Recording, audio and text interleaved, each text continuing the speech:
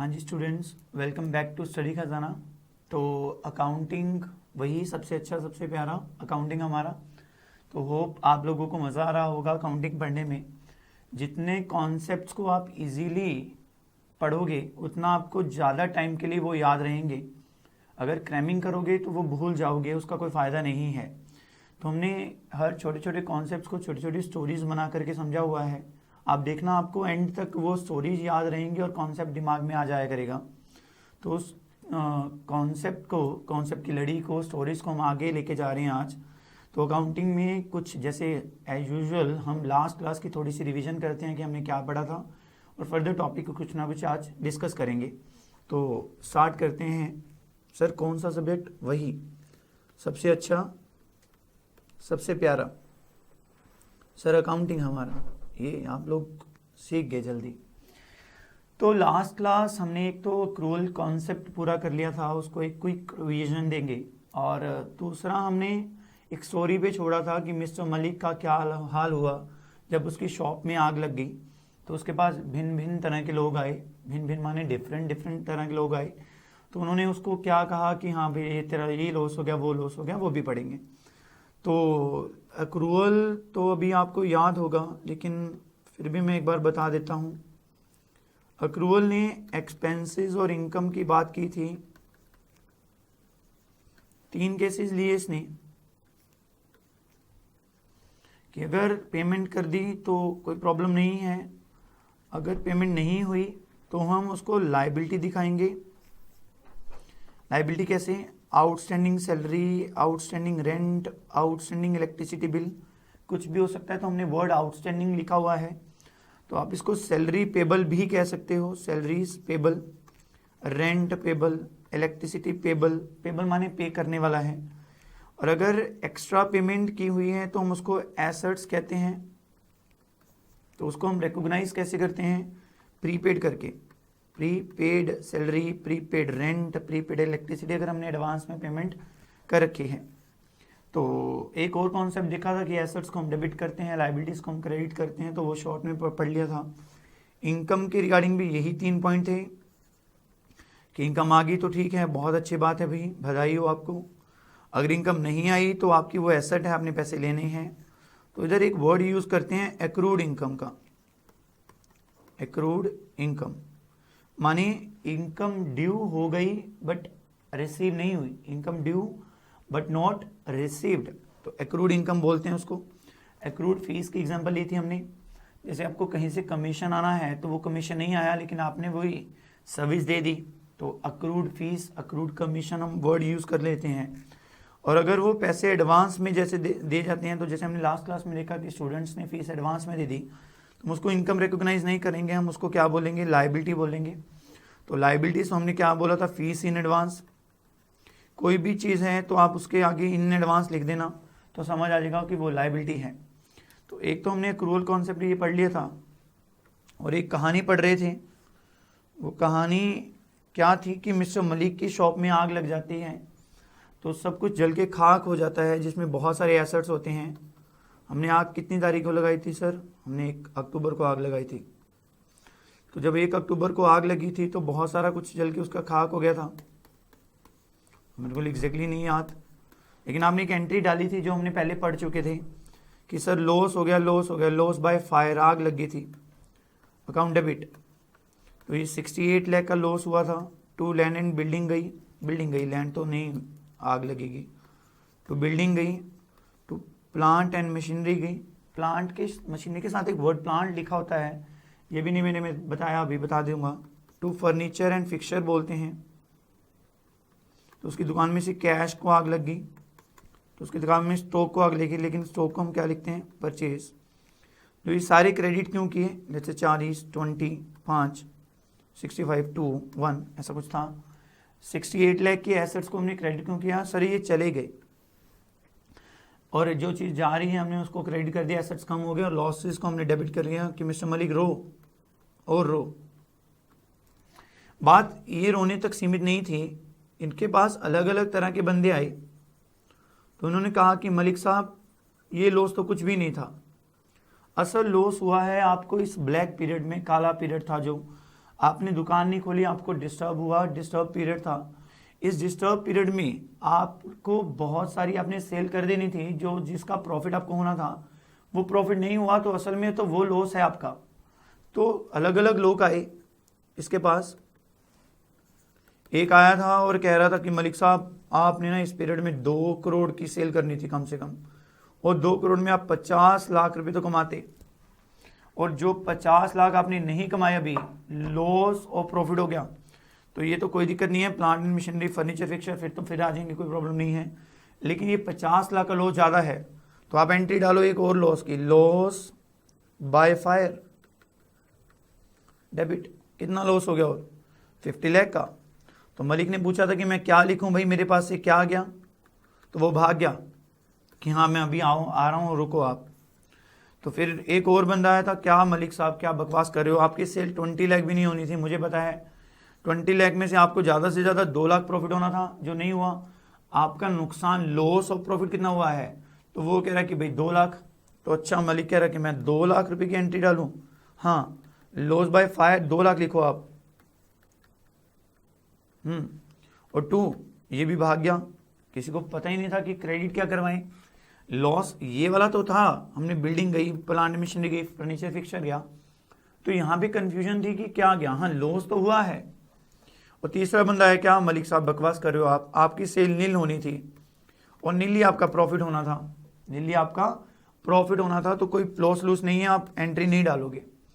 तो मलिक कंफ्यूज हो गया कि भाई क्या करूं मैं, 50 लाख लॉस लिखूं या 2 लाख लिखूं। तो ये कंफ्यूज था। ये कंफ्यूजन किसके पास गया? इनके पास। ये ना अक्सर गांव में आपने देखा होगा, ऐसा पेड़ के पास ना कोई बुजुर्ग बैठे होते हैं, अगर कोई आप में से गांव में घूमा है तो ये बुजुर्ग जो हैं बड़ी अच्छी एडवाइस देते हैं। अगर आपको कोई भी प्रॉब्लम है, गांव में आप रास्ता भटक गए, ये आपको बड़ा प्यार से बुलाते हैं, क्या हो भाई लस्सी लुस्सी पियो हमारे पास और बताओ। तो हम भी अगर कोई हमें प्रॉब्लम आई तो हमें इनके पास चले जाया करेंगे। तो मलिक इनके पास पहुंच गया, बुजुर्गों बात बताओ एक, मैं बड़ा कंफ्यूज हूं, मेरी आग लगी बिजनेस में तो मुझे लॉस ऑफ प्रॉफिट हुआ, जो लॉस ऑफ एसेट हुआ उसकी तो मैंने एंट्री डाल ली। मेरी 2 कन्फ्यूजन है, एक तो वो लॉस ऑफ प्रॉफिट मैं किसकी मानूं, मैं जिसने कहा 50 लाख उसकी मानूं या 2 लाख की मानूं या नील मानूं।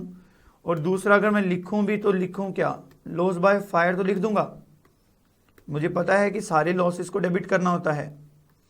50 कहोगे तो आप मैं 50 लिख दूंगा, 2 कहोगे तो आप 2 लिख दूंगा, नील कहोगे तो मैं नील लिख दूंगा। दूसरी कंफ्यूजन ये है कि मैं क्या लिखूं, क्रेडिट मेरे पास से क्या आ गया।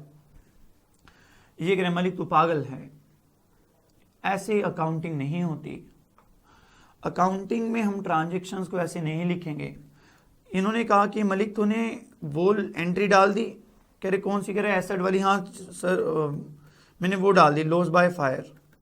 वो मेरे को 68 लाख का लॉस हुआ था, मैंने सब लिख दिया। 2 बिल्डिंग गई मेरी, प्लांट एंड मशीनरी गया, फर्नीचर फिक्सचर गया, कैश गया मेरा, 2 स्टॉक गया, तो हम स्टॉक को परचेज लिस्ट लिख देते हैं। इसका लॉजिक अभी नहीं बताया, लॉजिक बाद में बताऊंगा। तो ये कुल मिला के मेरे एसेट सारे चले गए। तो इन्होंने कहा मनिक, एक अकाउंटिंग में, बिजनेस में एक चीज ध्यान से देख, हम हर ट्रांजैक्शंस को रिकॉर्ड नहीं करेंगे। कह रहा मतलब भाई जिस ट्रांजैक्शन का मुंह सिर पैर नहीं है हम उसको रिकॉर्ड नहीं कर पाएंगे। मैं आपको एक बात बताता हूं, कह रहा मलिक ध्यान में रखना। हाँ जी जनाब बताओ, आपने पहले भी हमें 2 बातें बताई हैं, एक बताई है कौन सी, अकाउंटिंग ईयर कॉन्सेप्ट। हाँ, हमने आपकी ये बात समझ ली थी कि आपने कहा था कि अकाउंटिंग करेंगे तो 1 साल की करेंगे और कम से कम 1 साल बाद देखेंगे कि पोजीशन क्या है और रिजल्ट्स क्या है। हमने आपकी बात मान ली थी। दूसरी, जब भी कोई समस्या आती है तो हम इन लोगों के पास पहुंच जाते हैं, तो उनके पास बड़ी समस्या का हल है, देख लेना। तो उन्होंने कहा मलिक यार ऐसे नहीं होता कि लॉस ऑफ प्रॉफिट हो गया, ये तो तेरी इमेजिनेशन है कि अगर सेल होती तो इतना प्रॉफिट होता, इतना प्रॉफिट होना था, वो नहीं हुआ। इसको आप मनी में मेजर नहीं कर सकते। नहीं, मनी में मेजर क्यों नहीं कर सकता, मैं ना पिछले साल की एवरेज ले लेता हूं, ऐसे नहीं होता। एग्जैक्टली आपको मनी में कैलकुलेट करना आना चाहिए। जिस चीज को आप मनी में मेजर कर सकते हो, जिसकी वैल्यू एग्जैक्टली निकाल सकते हो, आप उस चीज को, ट्रांजेक्शन को रिकॉर्ड करो। ऐसे कल को कहोगे कि आपको तो 5 करोड़ का लॉस हो गया, फिर कहोगे आपको तो 50 करोड़ का लॉस हो गया। तो लॉस ये नहीं है, आपके पास से गया क्या, वो कह रहा कुछ भी नहीं। तो होना था वो तो फ्यूचर का काम था, आप इस लॉस को रिकॉग्नाइज नहीं करोगे। तो मैंने आपको समझा दिया मनी मेजरमेंट कॉन्सेप्ट। कौन सा कॉन्सेप्ट? Money measurement concept. हर वो ट्रांजैक्शन जिसको हम मनी में या मनी की वैल्यू में मेजर कर सकते हैं, उसको एस्टिमेट लगा सकते हैं, तो वो आप रिकॉर्ड करोगे, अदरवाइज उसकी रिकॉर्डिंग आप नहीं करोगे। ये आप पल्ले बांध लो। तो आपने लॉस बाय फायर लिखा, ये 68 लाख का हम मायने रखते हैं कि आपने अच्छा किया, लिख लिया कि आपके पास बिल्डिंग गई, प्लांट मशीनरी गई, फर्नीचर गया, कैश गया, स्टॉक गया। बट ये आपने सिर्फ, आपकी एक इमेजिनेशन है कि इतनी सेल होती तो इतना प्रॉफिट होता, इतना प्रॉफिट होता तो इतना लॉस हो गया मेरा प्रॉफिट का। तो आप लॉस ऑफ प्रॉफिट की एंट्री नहीं डालोगे, क्योंकि इसको मनी में मेजर नहीं किया जा सकता। तो as per the money measurement concept क्या है? तो transaction which can be measured in money terms can only be should only be recorded in money books of accounts. The transaction cannot be measured in money, then it should not be recorded in the books of account. For example, loss of profit due to occurrence of fire, आग लगने की वजह से अगर कोई loss of profit हुआ है वो डिस्टर्ब पीरियड में, वो काले पीरियड में, तो आप उस लॉस की एंट्री नहीं डालोगे। तो हाँ, समझ आ गया। इसके एक एग्जाम्पल और लेंगे।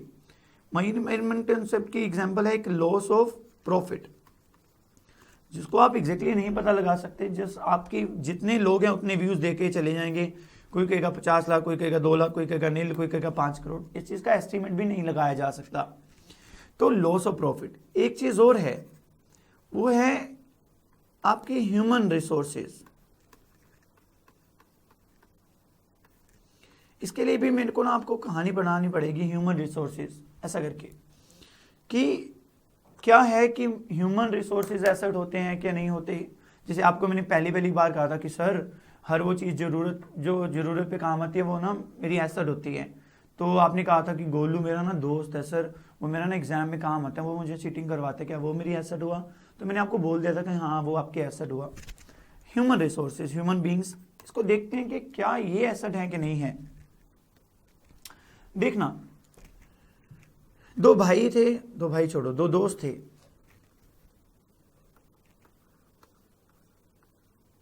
एसेट वो जो बिजनेस चलाने में मदद करे। इस बंदे के पास एक बड़ा सारा शोरूम था जिसकी वैल्यू थी लगभग 2 करोड़ रुपए, ठीक है। इसके पास अच्छा फर्नीचर लगा हुआ था 10 लाख का। इसके पास अपनी मशीन्स वगैरह लगी हुई थी अंदर 20 लाख की, कुछ एसी, वाटर डिस्पेंसर, एक्सेट्रा करके। तो 2 करोड़ 30 लाख के एसेट्स थे इसके पास। बस 2 करोड़ 30 लाख के एसेट थे। तो ये एक बंदा था, इसके पास छोटी सी दुकान थी, कुछ 30-1 लाख की दुकान होगी, और इसके पास एक मोटर व्हीकल था अपना, ऐसा करके पिकअप, टाटा एस जैसे कहते हैं, छोटी सी। तो ज़्यादा से ज़्यादा ये 5-7 लाख की होगी, 5 लाख की होगी, तो सेकेंड हैंड ली मान लो इसने। तो 35 लाख के एसेट थे। तो जब ये मिले तो इसने कहा कि भैया आपकी सेल कितनी हो जाती है, आपका इतना बड़ा शोरूम है, फर्नीचर लगा हुआ है, मशीन्स लगे हुए हैं, तो आप कितनी सेल कर लेते हो? तो इसने कहा कि हमारी ना साल की जो सेल है, हम ज़्यादा नहीं लेकिन 6 करोड़ रुपए की सेल हम कर देते हैं साल में। कितने की? 6 करोड़ की।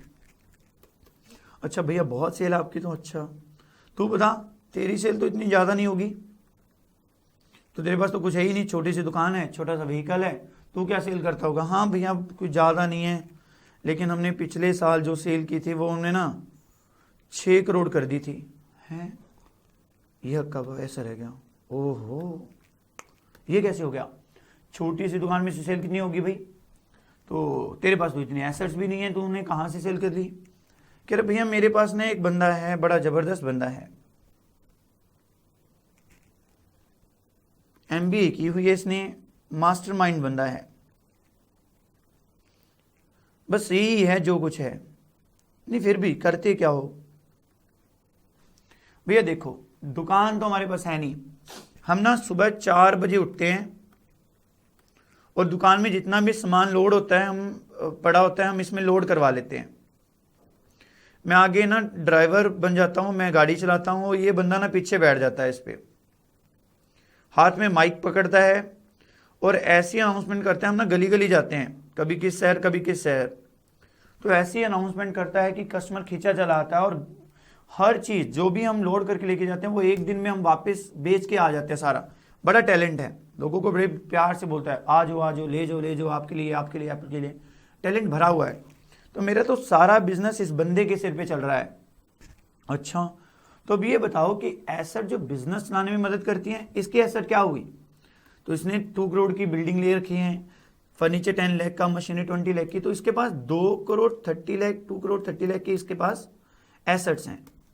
तो इसको लिख लेगा, ये लिखेगा कि मेरे पास बिल्डिंग है 2 करोड़ की, मेरे पास फर्नीचर है 10 लाख का, तो मशीन है कितने की 20 लाख की। जब हम लास्ट में एसेट्स एंड लायबिलिटीज देखेंगे, बैलेंस शीट बनाएंगे तो ये लिख लेंगे। बैलेंस शीट ऐसे बनती है, मैंने बोला था आपको कि उसमें लायबिलिटीज और एसेट का कंपेयर करेंगे तो ये लिख पाएगा कि मेरे पास बिल्डिंग है 2 करोड़ की, फर्नीचर है 10 लाख का और मेरे पास मशीनरी है कितने की 20 लाख की।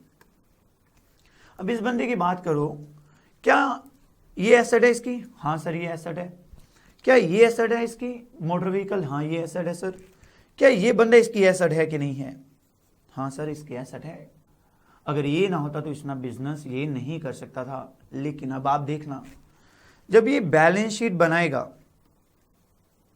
एक तरफ अपनी लायबिलिटी एक तरफ एसेट्स लिखेगा, तो इसमें ये लैंड एंड बिल्डिंग लिख लेगा कितने की 30 लाख की, ये मोटर व्हीकल लिख लेगा कितने का 5 लाख का। क्या ये इस पर्सन को लिख लेगा कि ये मेरे पास ये पर्सन है? हाँ। और इसकी वैल्यू क्या लेगा? नहीं लिख सकता। तो सर इसकी वैल्यू तो है ना, कुछ वैल्यू तो है, बिजनेस में काम आ रहा है। हाँ है, लेकिन लिखोगे क्या? सर हम ना ऐसे करते हैं, इसके घर पे ना फ़ोन मारते हैं और उसको बोलते हैं कि आपका ना बेटा किडनैप हो गया, आप फिरौती में कितने पैसे दोगे? तो वो बोलेंगे 40 लाख हम दे देंगे, तो इसकी कीमत 40 लाख होगी। ऐसे थोड़ा होता है, ऐसे वैल्यू पता करोगे जेल हो जाएगी। तो आप ह्यूमन रिसोर्सेज आपके ऑल्दो बहुत अच्छे एसेट्स हैं आपके पास, अगर एम्प्लॉयज़ अच्छे हैं तो आपका बिजनेस ग्रो करेगा, नो डाउट वो आपके एसेट्स हैं। लेकिन उस एसेट्स को हम बुक्स में नहीं लिख पाएंगे। क्यों? क्योंकि हमें मनी मेजरमेंट कॉन्सेप्ट इस चीज़ को रोक देता है। मनी मेजरमेंट कॉन्सेप्ट क्या कहता था कि जिस चीज़ को आप मनी में मेजर नहीं कर सकते, उस ट्रांजेक्शन्स को आप रिकॉर्ड नहीं करोगे। बोलो बात समझ आ गई? हाँ सर। तो जो भी ये बातें समझाएंगे ये बुजुर्ग, तो हम उसको पत्थर पे लकीर मान लेंगे। हमारा एक ना चैप्टर है जिसमें हमने ये बेसिस ऑफ अकाउंटिंग क्या है, तो उसमें कॉन्सेप्ट्स दे रखे हैं काफ़ी। तो हम उस कॉन्सेप्ट को थ्योरेटिकली ऐसा पर्टिकुलर चैप्टर को रीड नहीं करेंगे, जैसे मैंने क्लास ली और आपकी first second third fourth concept ऐसा कराते गया, आपको भी बोर हो जाएगा वो पढ़ते पढ़ते। तो हम क्या करेंगे, हमारा जर्नल टॉपिक चल रहा है, तो हम जर्नल टॉपिक में जहाँ जहाँ हमें एंट्री में डालने में प्रॉब्लम आई, ट्रांजेक्शन को रिकॉर्ड करने में प्रॉब्लम आई, तब जा कर के हम वहाँ वो कॉन्सेप्ट पढ़ाया करेंगे। ऐसा करके हमने सारे कॉन्सेप्ट पढ़ने हैं। तो इसको आपको रिटर्न में नोट्स मिल जाएंगे कि हाँ अकाउंटिंग ईयर कॉन्सेप्ट को लिखना कैसे है बुक्स में से, चाहे ना पढ़ना, मनी मैनेजमेंट कॉन्सेप्ट में क्या लिखना है, और आपको एग्जैक्टली एग्जाम्पल के साथ याद रहेगा कि हाँ सर ने बताया था कि भाई 2 चीज़ें नहीं लिखनी, तो ऐसा करके है। तो हमारा ना एक बहुत बड़ा पोर्शन अभी ट्रांजेक्शन्स का ख़त्म हो गया। हमने इसमें से काफ़ी चीज़ें पढ़ ली, लेकिन ना एक स्टार्टिंग में हम एक मिस करके आए, जो मैं सोच रहा था कि बहुत पहले करवा दूं, लेकिन वो फ्लो बना हुआ था कि हाँ मेन कॉन्सेप्ट चल रहे थे तो हम वो करते गए। अभी ये कॉन्सेप्ट तो मेन है लेकिन इतना डिफ़िकल्ट नहीं है, बहुत सिंपल है, बट इम्पोर्टेंट ज़रूर है बिजनेस पॉइंट ऑफ व्यू से। तो वो है ट्रांजेक्शन्स रिलेटेड विद बैंक। हालांकि मेरे को बहुत पहले करवा देना चाहिए था, लेकिन वो फ्लो नहीं बन पाया था। बैंकिंग ट्रांजेक्शन्स है, बैंक्स के साथ जो भी ट्रांजेक्शन्स होती हैं, आज वो देखेंगे। बस बहुत हैवी कॉन्सेप्ट पढ़ लिया, मनी मेजरमेंट कॉन्सेप्ट, कि the transactions which can be measured in money terms only to be recorded in the books of accounts, and if the transactions are not cannot be measured in money terms, it should not be recorded in books of accounts. For example, loss of profit due to occurrence of fire in disturbed period जो था, और दूसरा human resources, तो हम उसको value हमारे पास उसकी हम वैल्यू नहीं कर सकते। ऑल्दो हमारे एसेट्स थे, तो ऑल्दो हमें लगा था कि हमारा लॉस हुआ है, लेकिन उसको एक्चुअल में मनी में मेजर कर ही नहीं पा रहे थे, तो हम उसकी जर्नल एंट्री नहीं डालेंगे। तो वो एक हैवी कॉन्सेप्ट था जो आपने पढ़ लिया। और अभी बैंक की ट्रांजेक्शन्स, हल्की फुल्की ट्रांजेक्शन्स करेंगे कि बैंक्स के साथ हमारी क्या ट्रांजेक्शन्स होती हैं और उसको हम बुक्स में किस तरीके से रिकॉर्ड करते हैं। तो लेट्स स्टार्ट। तो आप पार्टिसिपेट करना अपने लेवल पे भी, आप सोच के देखना कि क्या क्या होता है। ये सर ये हमें पता है क्या है। इसमें एक बंदा सा होएगा, आप ना उसका नाम बोलोगे। क्या बोलोगे सर? मिस्टर मलिक बोलोगे? नहीं, ऐसे करो, मिस्टर लाला जी बोलो। नहीं, मिस्टर मलिक ही ठीक है। सर आप सुधरने वाले नहीं हो, आप मलिक ही लिखोगे। याद रहेगा कि हमने सारी ट्रांजेक्शन मिस्टर मलिक के हिसाब से पढ़ी थी, और इसको थैंक यू बोलेंगे लास्ट में। मिस्टर मलिक थैंक यू, आपने अकाउंटिंग हमें पढ़ा दी। ये बैंक है सर, कौन सा बैंक है? जैसे HDFC, कोई भी हो सकता है, SBI, ICICI। कोई भी बिजनेसमैन बैंक्स के साथ ट्रांजैक्शंस करता है। बिजनेसमैन का बैंक्स में आना जाना लगा रहता है। आपने देखा होगा कि कितने भी हैं उसके बैंक में अकाउंट खुलते हैं। तो अकाउंट भी क्या होता है, अकाउंट का मतलब मैंने अभी नहीं बताया आपको ना, तो दोनों डोंट वरी। तो बिजनेसमैन काफ़ी ट्रांजैक्शंस करता है बैंक में। तो वो क्या ट्रांजैक्शन होते हैं बैंक में? क्या वो चाय पीने जाता है कि बैंक में जाओ चाय पियो हवा खाओ वापस आ जाओ? नहीं। बैंक का सिस्टम क्या है और क्यों ज़रूरत पड़ती है? आज कोई भी बिजनेस हम बैंकिंग के बिना नहीं कर पाएंगे, उसको एक्सपैंड नहीं कर पाएंगे। वो देखते हैं क्या है इसके बैंक्स के साथ क्या ट्रांजैक्शंस होती हैं, वो पढ़ते हैं। ये अक्सर बैंक जाता है अपना कैश डिपॉजिट करवाने के लिए। ऐसा नहीं, हमने देखा होगा कि कैश डिपॉजिट करवाना है। अगर आप में से कोई बैंक में गया है कैश डिपॉजिट करवाने के लिए, तो वहाँ पे एक स्लिप मिलती है आपको, पेन स्लिप कहते हैं। आप दोनों साइड उसको भरते हो कि हाँ मेरा अकाउंट नंबर ये है और मैंने इतना कैश जमा करवाना है, और वो आपको उस पर स्टैम्प लगा करके हाफ स्लिप जो है वो आपको वापस कर देंगे। हमारा चैप्टर है एक वाउचर्स, तो हम उसमें वो देखेंगे। तो आपने कैश डिपॉजिट करवा दिया, कैश जमा करवाए जाते हो। आप अपने गुल्लक में से, कैश बॉक्स में से पैसा निकालते हो दुकान में से, जैसे कलेक्शन हुई तो आपने बैंक में जमा करा दिया कि भाई सेफ है, वहाँ पे पड़ा रहेगा। तो अगर कैश जमा करवाते हो तो कैश कभी कभी निकलवा भी लेते हो, उसको बोलते हैं कैश विड्रॉ कर लिया। जब ज़रूरत पड़ी तो निकलवा लिए। चेक क्या होते हैं, अकाउंट पे चेक क्या होते हैं, ड्राफ्ट क्या होते हैं, ये भी हम चर्चा करेंगे। लेकिन अभी ऊपर से हम ट्रांजेक्शन को देख रहे हैं। आपके मन में बहुत सारे प्रश्न उठ रहे होंगे कि हाँ ATM से निकाल लिया तो हमने डेबिट कार्ड से पेमेंट कर दी, तो ऐसा करके वो सारी ट्रांजेक्शन हम देखने वाले हैं। लेकिन एक बार ओवरव्यू ले रहे हैं कि क्या क्या ट्रांजेक्शन मेनली होती हैं। तो हम बैंक्स में कैश जमा करवाते हैं और कैश विड्रॉ करवाते हैं। और क्या होता है सर? हम ना कई बार बैंक के पास जाते हैं और हमने देखा है कि बैंक हमें ना पैसे दे देता है। बैंक से हम लोन ले लेते हैं। क्या ले लेते हैं? लोन। तो बैंक से हम लोन ले लेते हैं कि बैंक हमें लोन दे दो प्लीज़। तो लोन ऑब्टेन्ड, तो बैंक कहला ये ले जाओ कैश, ले जाओ कैश। तो लोन ले लिया सर हमने बिजनेस करने के लिए। तो क्या ये लोन वापस करते हो? हाँ सर हम वापस भी करते हैं।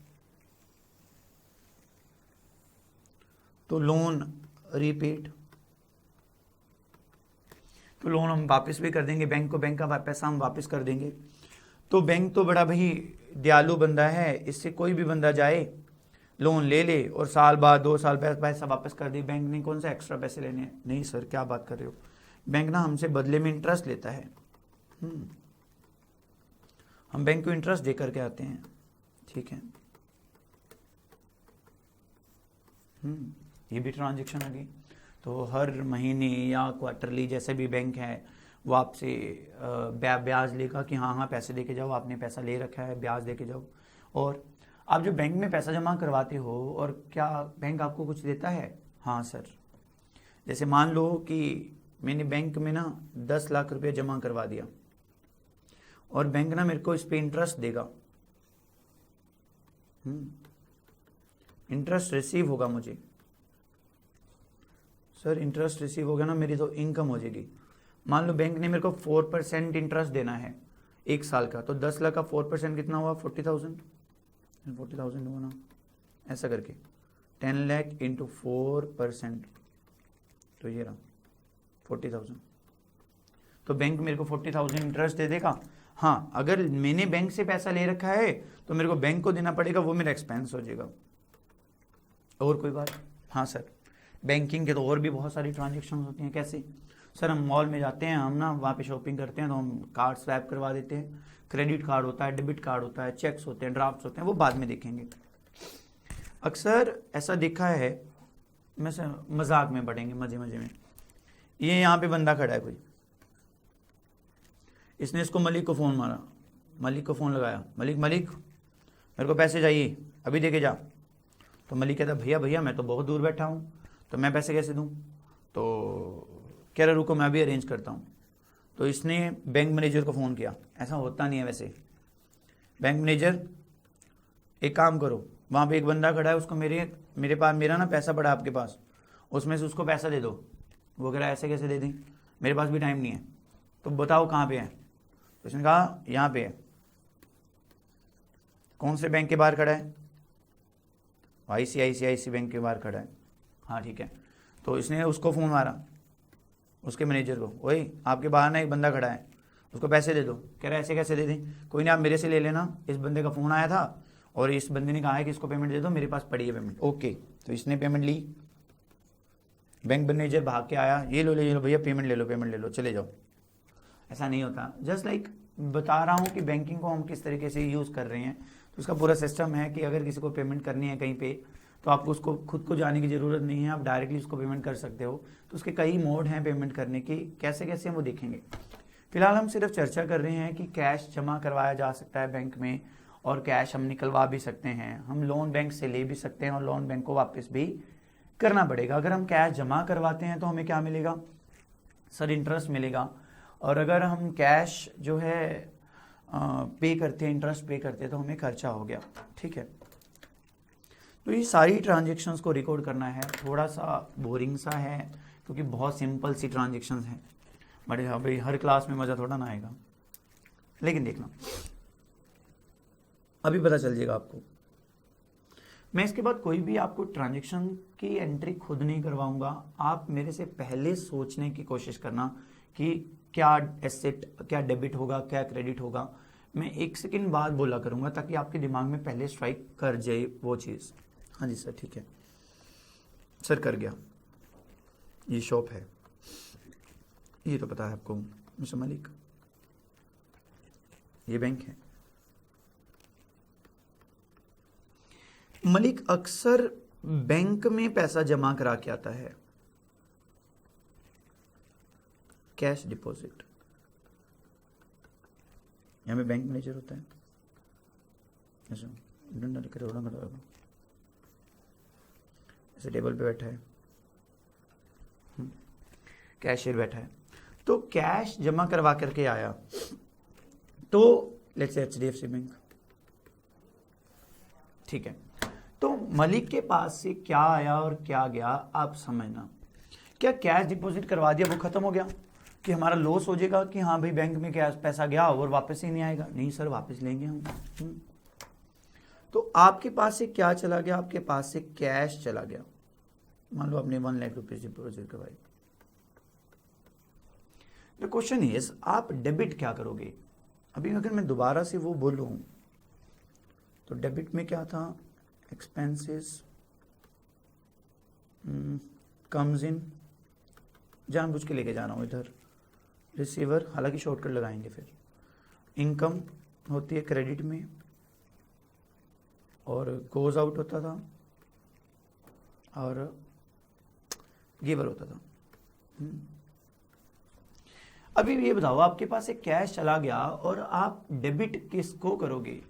क्या खर्चा हो गया, लॉस हो गया, बैंक में पैसा गया, बात खत्म, वापस नहीं आएगा? नहीं सर। कम्स इन, क्या कोई चीज़ आई है, बैंक ने आपको कुछ दे दिया? नहीं सर।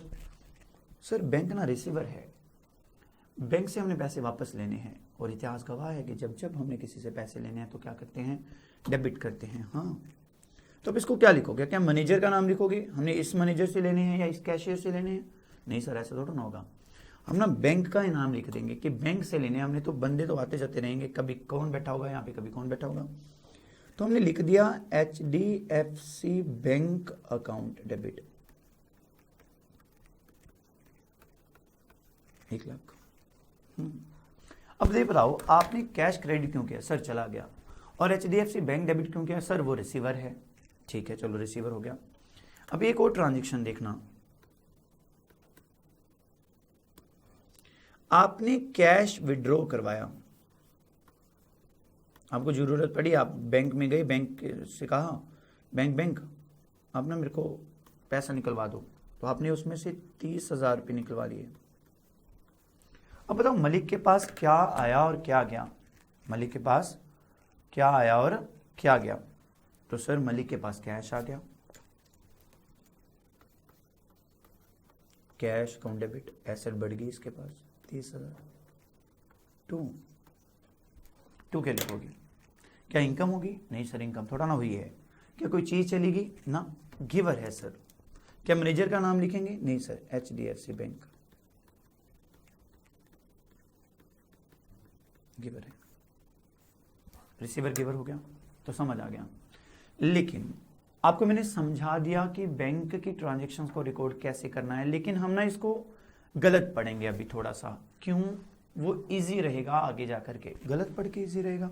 हाँ देखना, हम नहीं कहेंगे जब भी पैसा बैंक में जमा करवाया कि रिसीवर है या गिवर है, हम इसको इस तरीके से पढ़ने की कोशिश करेंगे कि मान लो मेरी 2 पॉकेट हैं ऐसा करके, ये रही मेरे पास कैश, मान लो कैश है ये कैश कहाँ पे है, अभी देखना पड़ेगा, ये रहा। मान लो ये कैश पड़ा है मेरे पास, कितना है 100 200 और ये लेट्स से 700 रुपीज़ पड़े हैं मेरे पास।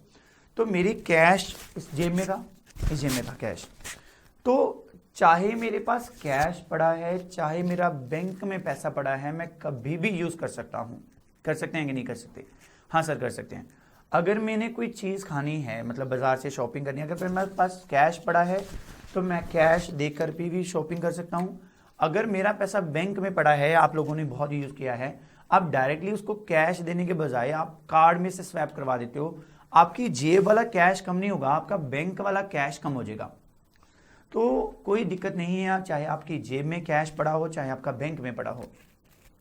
हम क्या करेंगे, जब भी हमारी जेब में कैश पड़ा है और हम बैंक में पैसा जमा करवाएंगे, मान लो मैंने ये 100 रुपीज़ कहाँ पे डिपॉजिट करवा दिया, बैंक में, तो आप ये नहीं कहोगे कि रिसीवर बैंक हो गया और मेरे से कैश चला गया।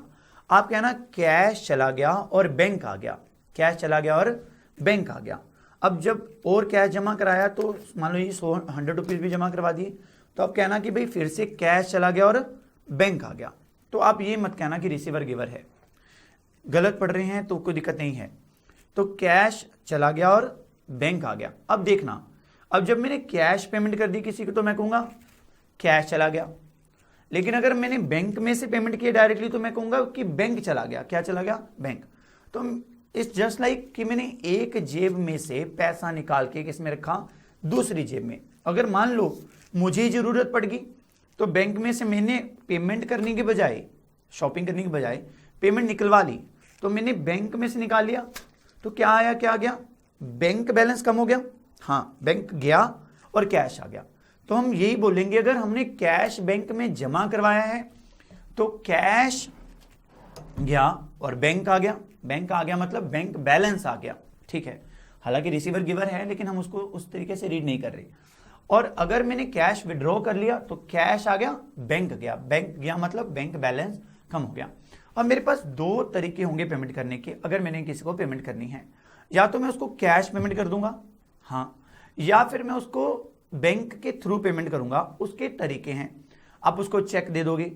तो क्या आप किसी को अगर चेक काट के देते हो तो उससे आपका कैश कम होगा? नहीं सर, वो चेक लेगा, बैंक में चला जाएगा और पैसे निकलवा लेगा। हाँ, तो जरिया कोई भी हो सकता है। आप ड्राफ्ट बना के दे दोगे, ठीक है, आप उसको चेक दे दोगे, आप उसके अकाउंट में ट्रांसफर कर दोगे डायरेक्टली, आप नेफ्ट करा दोगे, आरटीजीएस करा दोगे। ये काफ़ी मेथड्स हैं जो पेमेंट करने के लिए यूज़ होते हैं। मेरे बैंक अकाउंट में से, डेबिट कार्ड में से आपने पेमेंट कर दी, वो आपने अक्सर देखा हुआ है।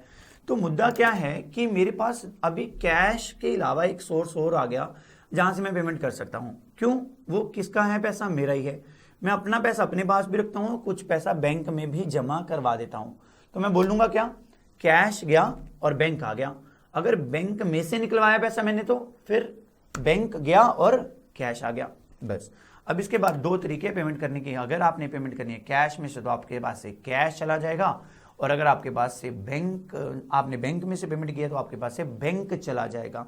हालांकि इसको लिखना ऐसे होता है कि बैंक गिवर है, बट हम गिवर रिसीवर नहीं पढ़ रहे। बोलो बात समझ आ गई? बैंक आया और बैंक गया ऐसा पढ़ेंगे। बोलो बात समझ आ गई? हाँ सर, बात समझ आ गई। अभी देखना, जैसे मलिक ने बैंक में पैसा जमा करवाया, कैश डिपॉजिट करवाया।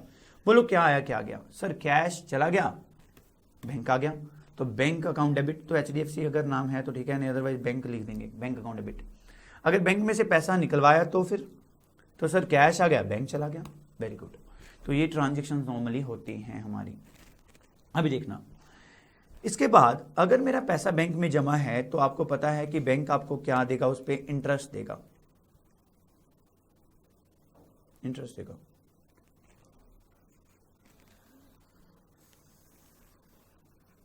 बैंक आपको कह रहा है भैया जी आपका ना इतना पैसा जमा हुआ है, आपका ना हमने ना आपको 4,000 रुपये इंटरेस्ट देना है, आप खुश होगे? ये 4,000 रुपया, क्या बैंक आपको फ़ोन करेगा कि भैया आप आकर के हमसे ना 4,000 रुपये ले जाओ? ठीक है, अगर आप जाते और बैंक से 4,000 रुपया ले आते तो आप घर आकर के एंट्री क्या डालते? कैश आ गया 4,000। क्यों आया? क्योंकि इनकम होगी, फ्री में मिल गए पैसे, ऐसा इनकम। बट प्रैक्टिकली ऐसा थोड़ा होता है कि हर बंदे को बैंक कॉल करे और कहे कि अपना इंटरेस्ट ले जाओ, इंटरेस्ट ले जाओ, ऐसा नहीं है।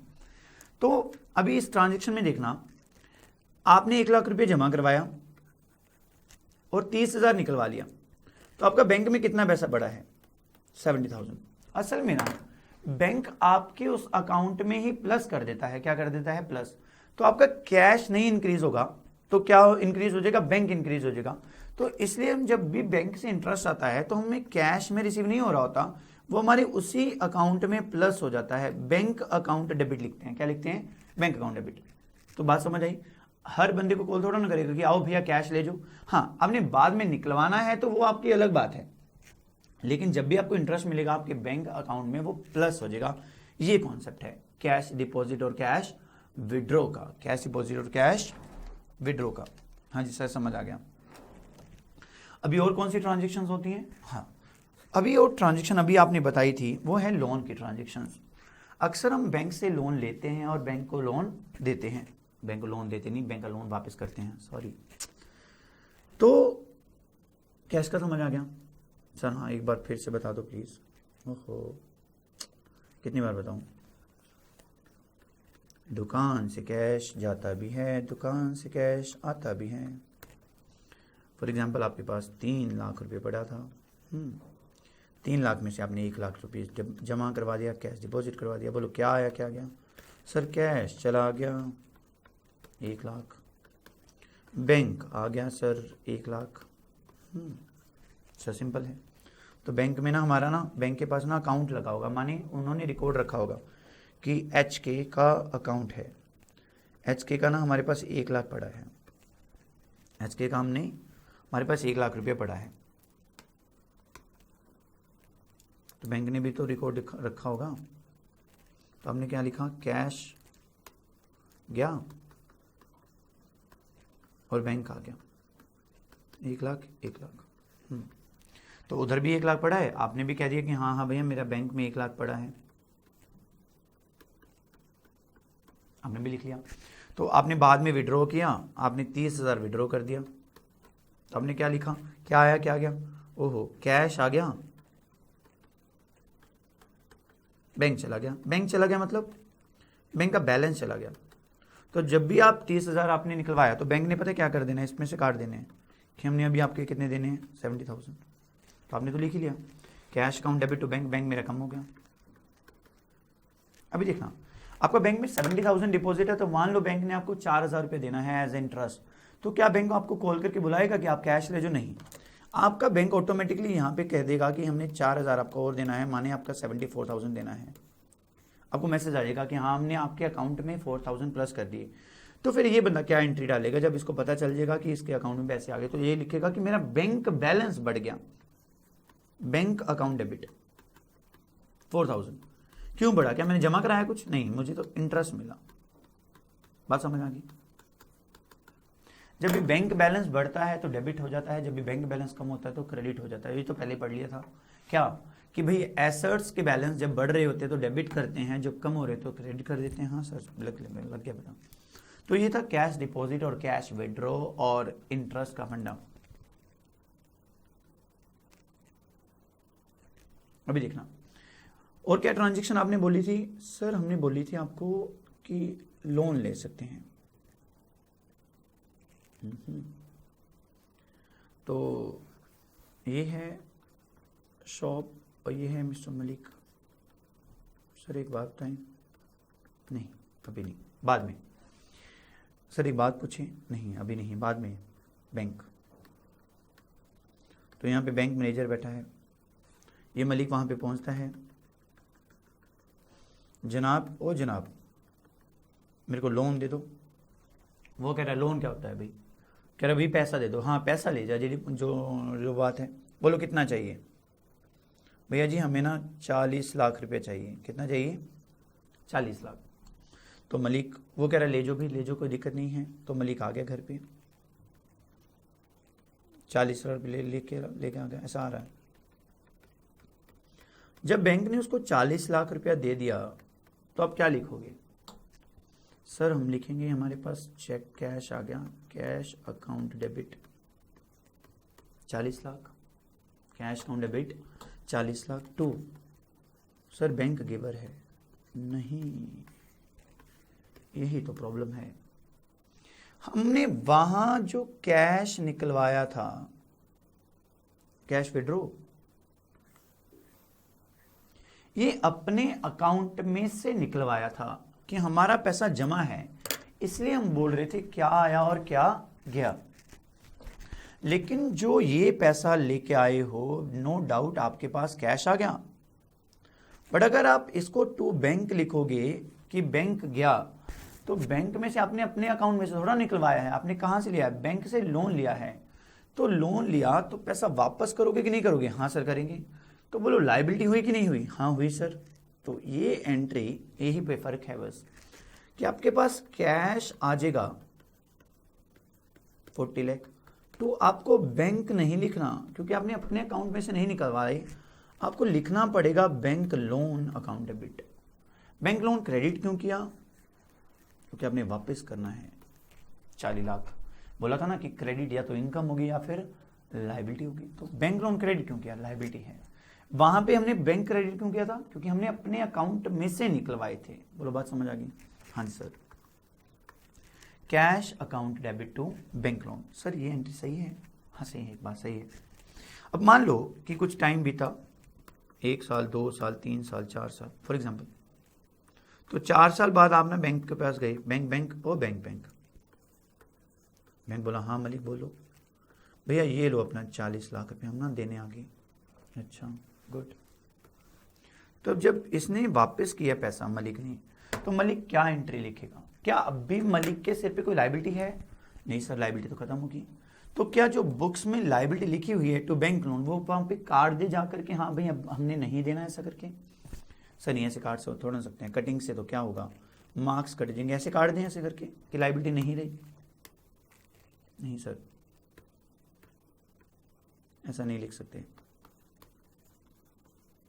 बैंक लोन, तो हम क्या करेंगे? हम कहेंगे कि हमसे पैसा चला गया टू कैश, 40 लाख कम हो गया सर हमारी, और साथ में हमारी लायबिलिटी भी खत्म होगी, bank loan account debit 40 lakh.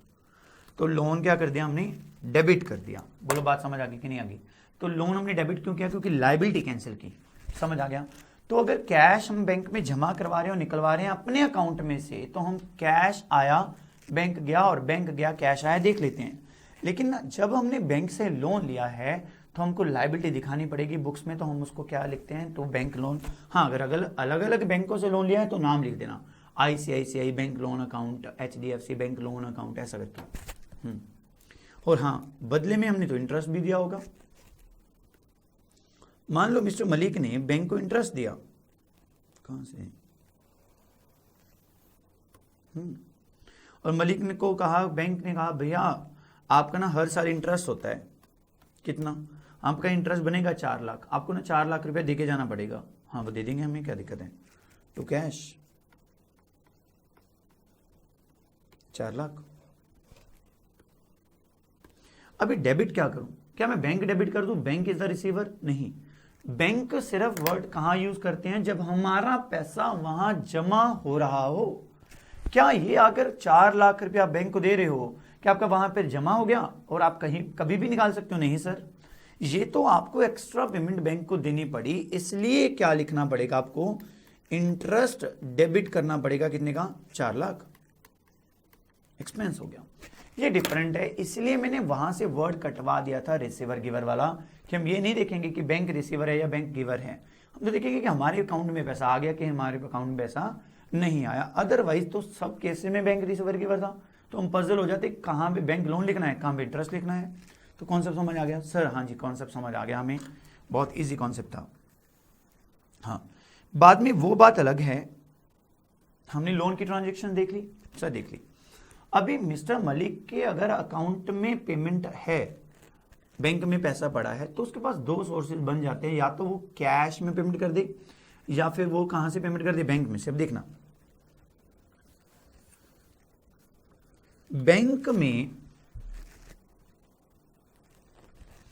Bank में मिस्टर मलिक का 1 लाख रुपया पड़ा है,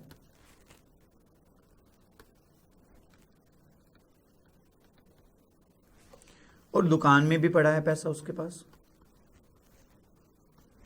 ठीक है। ये कैश पड़ा है, ये बैंक पड़ा है, हम बैंक बोलते हैं इसको। अब पेमेंट मिस्टर मलिक कहीं से भी कर दे। मिस्टर मलिक के पास एक एम्प्लॉय आया कि भैया भैया सैलरी दे दो, उसने कहा ले जा। तो सैलरी इसने कहां से दी? गले में से उठा के दे दी। तो इसने एंट्री क्या डाली होगी? Salary account debit to cash 10,000। तो सैलरी भी गले में से उठा के दे दी, तो कैश करेक्ट क्यों गया? कैश कम हो गया। अब एक और एम्प्लॉय आ गया, मलिक साहब सैलरी दे दो। मलिक ने इसको कहा कि भाई मेरे पास ना कैश तो नहीं है अभी, आप ऐसे करो मेरे से ना चेक ले जाओ और बैंक में से निकलवा लो, ये गेट पास है, बैंक आपको पैसे दे देगा ये दिखा करके, ठीक है। तो ये गया चेक लेकर के बैंक के पास पहुंचा, बैंक को कहा कि भैया मलिक ने बोला है कि मुझे पैसे दे दो। तो बैंक ने ठीक है, मलिक का नाम लिखा हुआ था, उसमें से 10,000 काट दिए तो 90,000 रह गया। तो मलिक का खर्चा हुआ कि नहीं हुआ? सर खर्चा हो गया। तो मलिक क्या लिखेगा? सैलरीज मैंने दी, अकाउंट डेबिट 10,002, बट कैश कम नहीं हुआ, क्या गया? बैंक गया। This is the concept. बोलो बात समझ आ गई? सर फिर ऐसा तो फिर कोई भी हो सकता है। अगर हमने रेंट कैश में पे किया तो हम लिखेंगे रेंट टू कैश, हाँ कैश चला गया। अगर हमने रेंट चेक द्वारा पे किया तो हम लिखेंगे रेंट टू बैंक, हाँ ठीक है। सर हम अगर हमने इलेक्ट्रिसिटी बिल पे किया, इलेक्ट्रिसिटी बिल कैश में पे करके आए टू कैश। अगर हमने सर इलेक्ट्रिसिटी बिल बैंक में से पे किया टू बैंक। सर लेकिन अब अगर हमने डेबिट कार्ड से पे किया फिर तो भी टू बैंक, क्योंकि उससे आपका पैसा क्या होगा? बैंक में से कम होगा। सर अगर हमने चेक से पेमेंट की फिर तो भी बैंक, कि उससे क्या होगा? पैसा कम। सर अगर हमने डायरेक्टली अकाउंट में से ट्रांसफर कर दिया उसके अकाउंट में फिर तब भी आपका पैसा कहाँ कम होगा? कैश कम होगा? नहीं। तो सब केसेस में क्या कम होने वाला है? आपका बैंक का पैसा कम होने वाला है। कौन सा पैसा कम होने वाला है? बैंक का पैसा कम होने वाला है। तो इस तरीके से हमने बैंक के ट्रांजेक्शन्स को देखा। आपके पास 2 सोर्स हो गए, या तो आप कैश में से पेमेंट करते रहो या फिर बैंक में से पेमेंट करते रहो। हाँ, बैंक में से अगर आपको पेमेंट करनी है तो आपके पास ऑप्शन बहुत है। आप उसको चेक काट के दे सकते हो, आप उसके अकाउंट ट्रांसफ़र कर सकते हो। अकाउंट ट्रांसफ़र माने एंड RTGS होती है, नेफ्ट होती है, ऐसा करके, ठीक है। फिर आप उसको पेटीएम कर सकते हो, आपके पेटीएम करते हो तो आपके अकाउंट में से डिडक्ट हो जाते हैं पैसा। तो ऐसे बहुत सारे ऑप्शंस हैं, लेकिन सब जगह क्या होगा, आपका बैंक का बैलेंस कम होगा। वैसे ही जैसे हमने बैंक में से पेमेंट करी है तो हमें पेमेंट आएंगे भी बैंक अकाउंट में, तो बैंक की बाकी जो ट्रांजेक्शन्स हैं, कैसे कैसे बैंक से लेन देन होते हैं और बैंक हमें क्या क्या फैसिलिटीज़ देते हैं और उसको हम कैसे कैसे रिकॉर्ड करते हैं, ये कल की धारावाहिक में देखेंगे। आज के लिए इतना काफ़ी है और इसको रिवाइज करते रहना प्लीज़, क्लास होगा।